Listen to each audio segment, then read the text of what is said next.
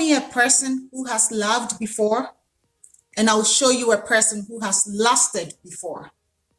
Lasted as in Lusted.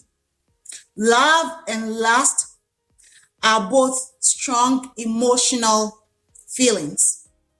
They have the capacity to enhance life experiences if used wisely. Love and lust can come independently or could be together. As strong emotional feelings, they have led so many people to their early graves. So many people are in psychiatric mental health hospitals or homes, all because of love and lust, or both. How do we tell whether it's love or lust? How do we know whether we are experiencing both at the same time?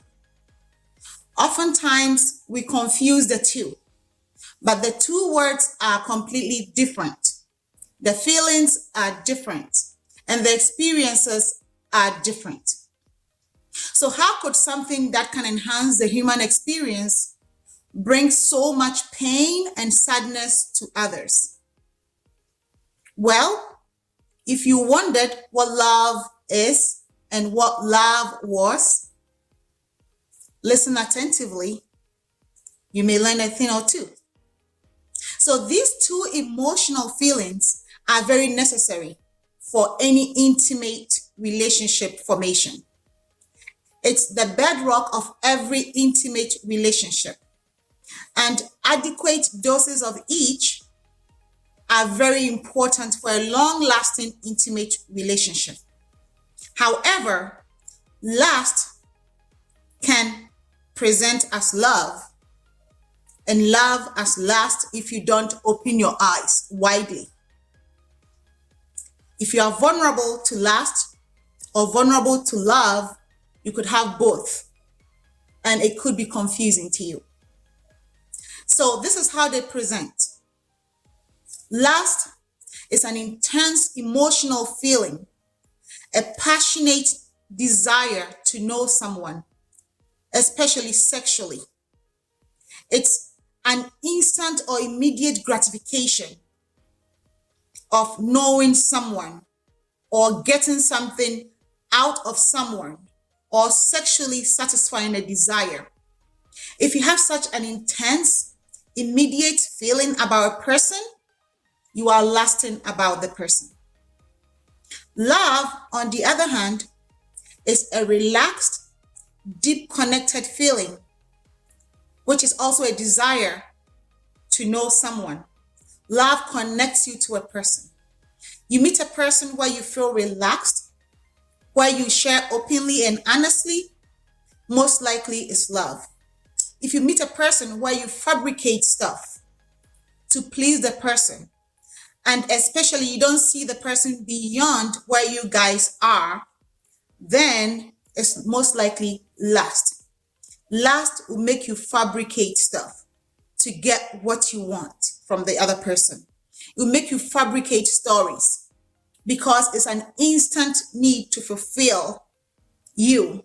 It's a desire to gratify you instantaneously without looking at the long haul. So if you can't see the person beyond where you are, then most likely it's lust. Lust can go on for several months or years, depending on the kind of relationship. If it's a long distance relationship, it could go on for years because you guys are not together all the time, and therefore there is no decline in the lust. So they are both important. I'm not saying that one is more important than the other. Love, lust are both important experiences that can enhance your human journey. And both ingredients are necessary for a long, intimate relationship with a person. Oftentimes, we see people losing interest in others or in their spouse because there is no lust. When you are settled, when you are relaxed with a person and there is nothing engaging you, there's nothing intriguing anymore about the person, especially for men, they lose interest. So you don't have to settle just because you are married to the person or because you established with a person. There has to be an adequate amount of lust in the relationship for it to last. Whether you make it up, whether you plan it together, whatever it takes, you need to make it happen. Because if you don't want your partner to lose interest, you need to figure out what really interests them and engage them that way. It could be a date night where you treat it as an actual date night, as if you're going to hunt for a spouse. You dress to kill. If you know what he likes, you dress and expose that part safely for his eyes only. If you know what I mean. If you're married, you know what turns your partner on. So that is what you use to enhance the relationship in terms of lust. Like I said earlier, adequate dose of lust is necessary for a relationship to last the long haul. People lose interest when they feel like they've seen it all. Let's say it's a movie, right? You've seen it all. What is there to watch again?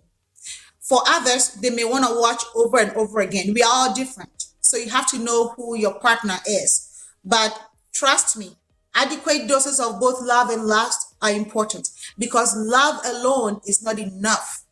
It's not enough to keep a relationship going. There has to be some lust in there. People are easily turned on when you smell good. People are turned on when you dress nicely. People are turned on when you help them with a house chore, taking the trash out. We are all different. Women want different things. Men want different things. So it's up to you to figure out what your partner wants, or what your partner, what rekindles your partner's interest in you, and use that as your weapon to create a lustful experience for your relationship to go the long haul. You don't have to stop attracting your partner just because you married or you settled. That is not the secret to a long-lasting relationship. This is from evidence-based talks I've had with people.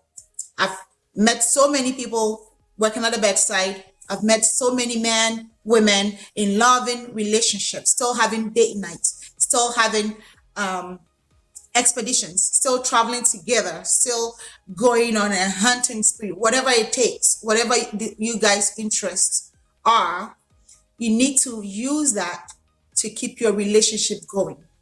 So is it love? Is it lust? Is it infatuation? Infatuation is where lust goes for a long period of time without quenching. So you become obsessed almost with a person. And interestingly, love and lust are necessary for every intimate relationship. I'm using the word intimate here. It's important for the sustenance of every intimate relationship. However, they could be inversely proportional, in the sense that as lust increases, love declines. That is the cause for several divorces and several loss of interest in relationships. Because when you are lusting too much, you are not loving too much. And when you are loving too much, you are not lusting too much. But you need the two ingredients. So it's up to you to find out how you can marry the two in adequate doses to sustain your relationship.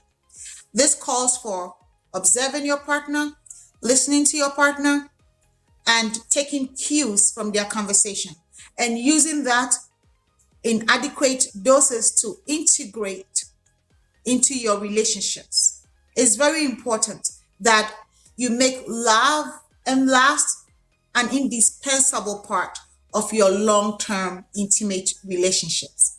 I hope it's been helpful. So, are you in love or are you in lust? That's my question to you.